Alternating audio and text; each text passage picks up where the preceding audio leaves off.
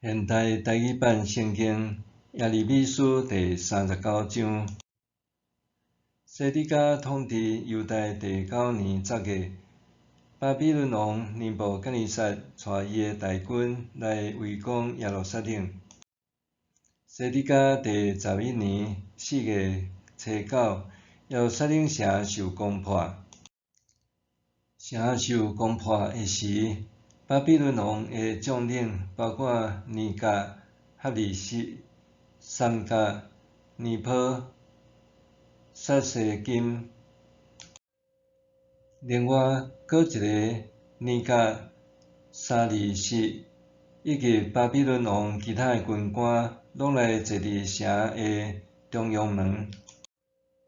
犹大王西底家甲所有的军兵看到巴比伦大军就透暝逃走，对王宫回航的路，经过两个城墙中间的门出城，往阿拉巴的方向逃走。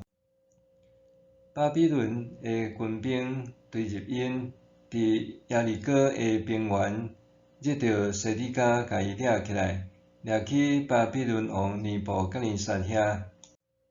迄时尼布甲尼撒来伫哈马地区的利比拉，伊就伫遐审判西底家。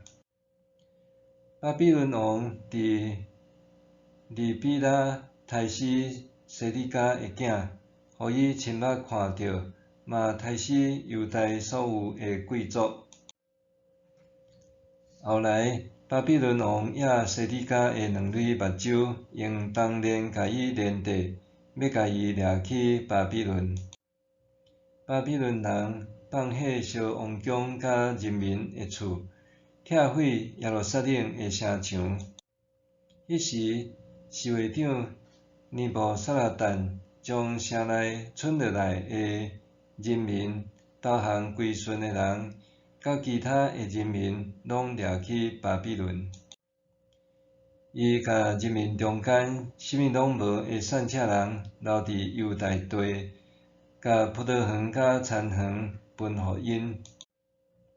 关系耶利米，巴比伦王尼布甲尼撒命令侍卫长尼布撒拉旦讲：我甲耶利米交代你，你着好好甲伊照顾，毋通甲伊伤害。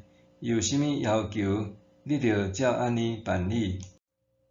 侍卫长尼布撒拉旦、将军尼布沙斯班、将军尼甲、哈利斯，甲巴比伦王的官长就派人将耶利米对护卫队的埕带出来，交互沙番的孙阿希甘的囝基大利，互伊甲耶利米带倒去因兜。